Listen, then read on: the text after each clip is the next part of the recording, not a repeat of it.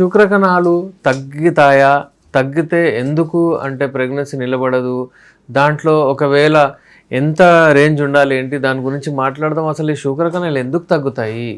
అవి కూడా చూద్దాము. మీ లైఫ్ స్టైల్ గురించా? లేకపోతే ఏదైనా రోగం, ఏదైనా ప్రాబ్లం, ఏదైనా డిసీజ్, ఏదైనా ప్యాథాలజీ ఏదైనా ఉంటుందా? దాని గురించి మాట్లాడదాము. శుక్రస్ కణాలు అంటే స్పర్మ్ కౌంట్. ఒకవేళ స్పర్మ్ కౌంట్ తగ్గిందనుకోండి, మీకు అంటే పెళ్ళైన వాళ్ళకి ప్రెగ్నెన్సీ నిలబడదు. యూజువల్లీ అతిగా హస్త ప్రయోగం చేసి చాలామంది ఎక్కువగా ఓవర్గా మాస్టర్బేషన్ ఎవరైతే చేస్తారో వాళ్ళకు నీళ్ళలాగా వాటర్ సెమెన్ అయిపోతుంది. అయితే ఇది డైరెక్ట్లీ రిలేటెడ్ లేదు. అంటే ఇట్లా హస్తప్రయోగం చేయడం వలన స్పర్మ్ కౌంట్ తగ్గుతుందని చెప్పలేము, కానీ మా ఎక్స్పీరియన్స్లో మేము చూస్తాం చాలామందికి అలాంటి ప్రాబ్లమ్స్ వస్తాయి. ఇప్పుడు నీళ్ళలాగా వాటరీ అయిపోతే సెమెను, వీర్యము నీళ్ళలాగా అయిపోతే దానికి అర్థం ఏంటంటే అక్కడ స్పర్మ్స్ తగ్గాయి అన్నమాట. అది మనం గమనించవచ్చు. టెస్ట్ చేస్తే మనకు కన్ఫర్మ్ అవుతుంది. ఈ స్పర్మ్ కౌంట్ అసలు ఎందుకు తగ్గుతుంది దాని గురించి చూద్దాం. స్పర్మ్ కౌంట్ తగ్గితే దానికి ఆలిగోస్పర్మియా అంటారు. స్పర్మ్ కౌంట్ తగ్గే ప్రాబ్లం అంటే ఎందుకు తగ్గుతుంది అంటే ఇది డైరెక్ట్లీ దాని రిలేషన్ టెంపరేచర్తో ఉంటుంది.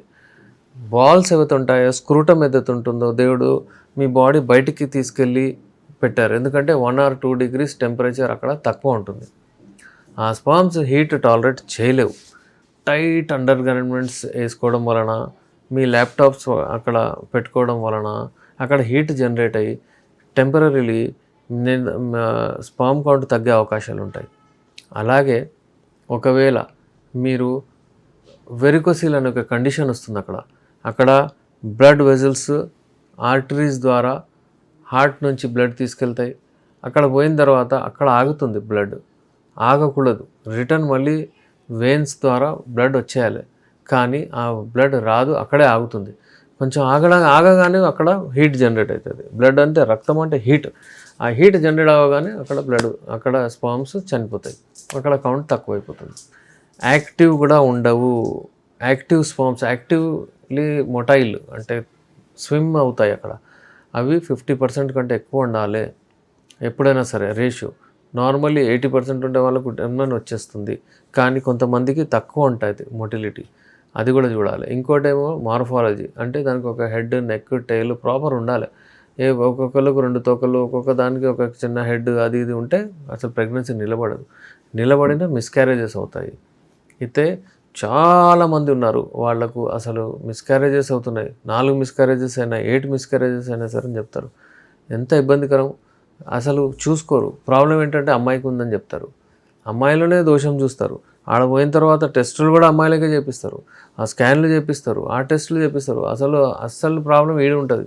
ఈడ సరిగ్గా చేసేస్తే ఈడ టైట్ చేస్తే ఆడ మొత్తం సరిగా అయిపోతుంది.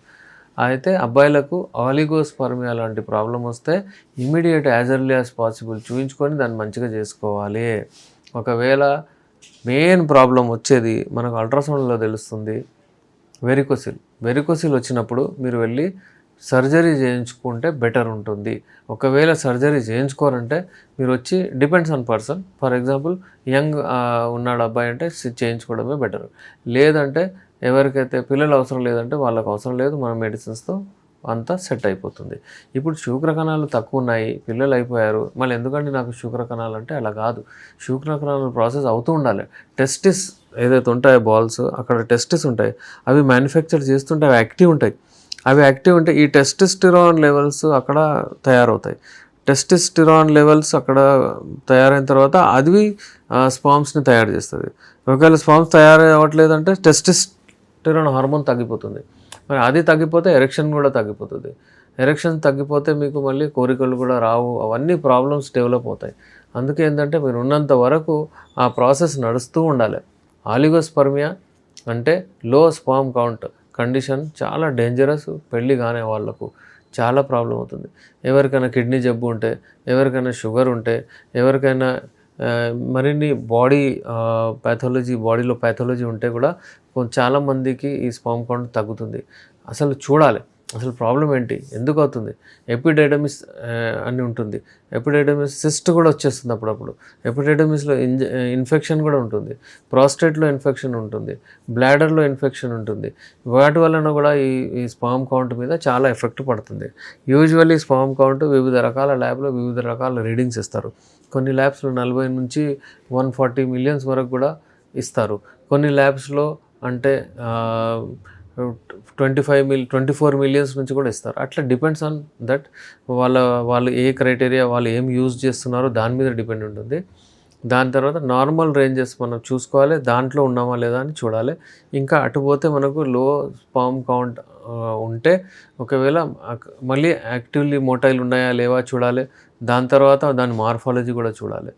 చూసిన తర్వాత ఇమ్మీడియట్ యాక్టివ్లీ మోటైల్ని పెంచే మెడిసిన్స్ ఉంటాయి మన దగ్గర. అవి వాడితే మీ మెడిసిన్ అంటే మీ స్పర్మ్స్ యాక్టివ్ అయిపోతాయి, ప్రెగ్నెన్సీ నిలబడదు. అసలు అల్టిమేట్లీ కన్సీవ్ అవ్వడానికే.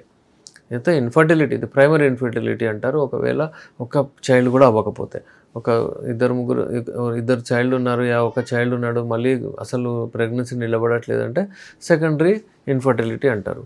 ఇది ఇన్ఫర్టిలిటీ 2 రకాలది. Male infertility, female infertility.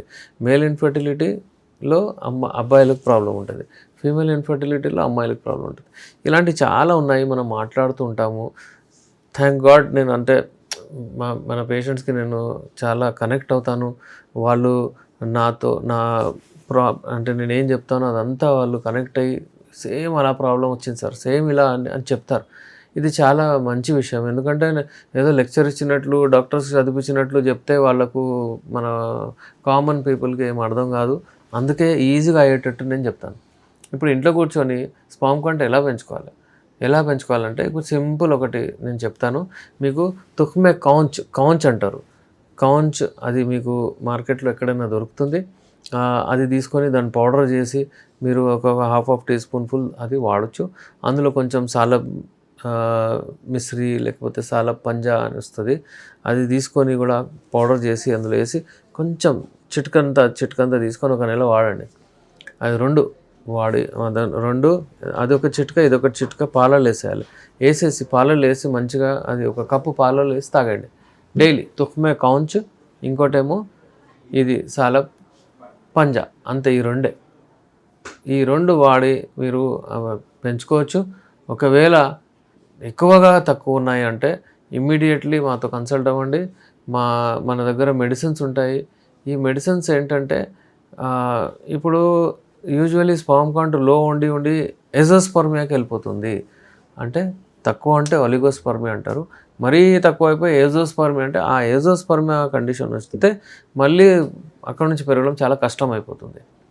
అందుకేంటంటే time waste చేసుకోకుండా ఇమ్మీడియట్ వచ్చి మీరు కలవండి. ఒకవేళ 1 ఇయర్ లోపల మీరు ఉన్నారంటే ఇది యూస్ చేయొచ్చు. 1 ఇయర్ లోపల మీకు టెన్షన్ ఏం లేదు, మీరు ట్రై చేసుకుంటూ ఉండొచ్చు. ఓకే, ఇలాంటి ప్రాబ్లమ్స్ కొరకు ఉంటే దానికి మెడిసిన్ కొరకు యునాని మెడిసిన్స్కి ఆప్ట్ చేయండి. Without any single side effect మనం ట్రీట్మెంట్ చేస్తాము. నేను మీ డాక్టర్ ఎస్ఆర్ రెహమాన్, ఎండి యునాని, నాంపల్లి, హైదరాబాద్ నుంచి.